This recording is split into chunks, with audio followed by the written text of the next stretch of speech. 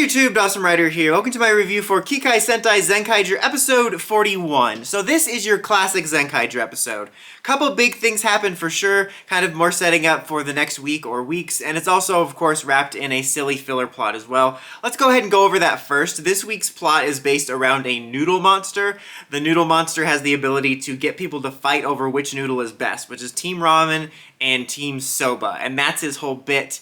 And everybody but Kaito and his dad are affected because when the monster is attacking, Kaito and his grandma are trying to get his dad to stop going out and fighting or helping or whatever because they don't want him to get kidnapped again. So they're late to the fight, and as a consequence, they're the only ones that don't get affected, which is a good consequence because everyone's fighting over which noodle is best. And you know, it has its standard funny Zenkaiger antics, funny depending on how funny you think it is.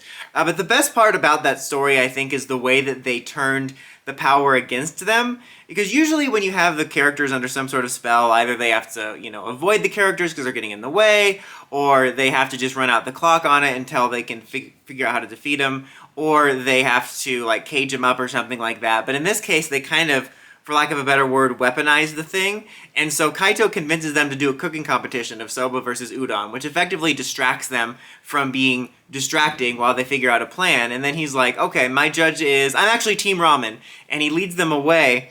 And he uses what is probably my favorite part of the episode, or not the episode, but maybe the storyline with the noodles. He uses the Jetman gear to summon Yellow Owl to throw a tomato on the noodle monster to make it seem like he's a spaghetti monster. And so Kaito's like, he doesn't care about udon or soba, he's been Team Pasta all along. And so he sort of weaponizes their drive to prove their noodle is the best. When I describe episodes like this, I appear nuts. We get our annual, team roll call every week. It's like a noodle-based roll call, and they defeat the pasta monster, and they defeat the pasta monster in the mecha battle after he uses a similar ability. Par for the course stuff. The main, more meaty stuff to happen in the episode, a little bit with the villains because the big boss is upset that last week's plan didn't work, and he ultimately finds out it's Stacy's fault, and Stacy gets caught at the end, the consequences of which will probably be playing out over the next couple weeks. We really just need to fast-track the Stacy storyline, come on, son. At least he wasn't doing the same thing in this episode, but that was something interesting that was happening. Probably the most interesting thing, though, was revolving around Kaito's dad, because he's leaving, kind of like Tyler's dad. As soon as you find him, he's like, well, thanks for finding me, son, but I have to leave, because... Why do you have to leave, Dad? No, I couldn't hear you. I gotta get away from my stalker son! I'm actually kind of disappointed that he's leaving so soon. I kind of like his dad. I mean, I liked Hawkeiser, but seeing him in this episode, I really liked him and his dynamic with the team and the characters. And I was thinking I'd love to see him stick around for either the rest of the arc or at least a handful of episodes. But he leaves because he's gonna go find the mom. He's like, look, Kaito, I know that this Find the Mom story could actually be some really good serialized storytelling, but you gotta stay here and do valueless filler. So I'm gonna go do the storyline, you keep doing the filler. He's working on that, like a device throughout the episode, and he's like, where we're going, we don't need gears. Just kidding, we need gears. We're gonna continue this boring gimmick. And they set that up throughout the episode, both in terms of the device and sort of him getting ready to leave.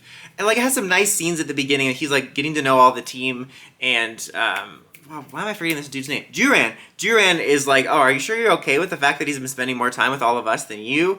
And it turns out, I mean, the reason for it is partially because of his kind of curiosity about their world and stuff. But I think also the main reason is he wanted to make sure Kaito was in good hands, and he recognizes, oh, you got a good friend group, a good found family, so I think he feels better about leaving Kaito for now to go find the mom. But there were some really great scenes with them, and I kind of wish he had stuck around more because I thought they had nice chemistry, good scenes, and I thought he brought kind of a fresh dynamic to the sort of team planning. I'm glad they're addressing the mom thing, but again, that could have been a fun ongoing storyline, but they just want to keep doing these dumb plots of the week.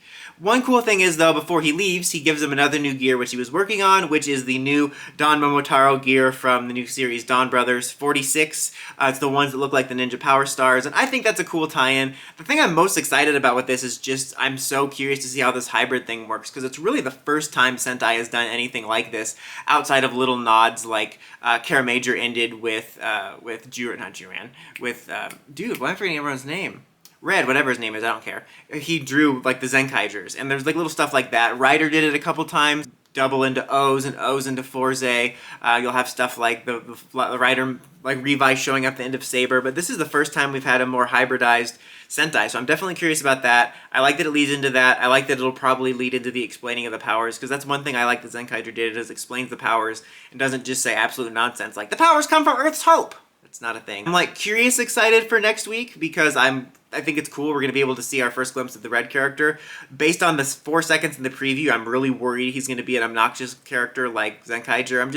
so tired of that type of character. I know people have told me the reasons for it before, but it's just, God, I feel like all the Sentai and Rider protagonists are just cut from the same annoying cloth so often. It's like, man, I'm just so tired of it. But I'm willing to give it the benefit of the doubt because Revice did not have a good first impression, and Revi and Vice were much better once they got to their actual series outside of Saber. But I just really want a different character. Like, it's not even so much about me wanting a badass Red again. It's just I want a different character. I feel like they're the same person with a slightly different tweak. Like, just tone this down a little bit, tone this up, change this around, but it's like basically the same thing. But overall, solid episode. Even though I'm sad that the dad's leaving a little bit, I thought there was good stuff with him, and even though I wish that he wasn't leaving to take away the mom finding storyline, I like the way they set that up.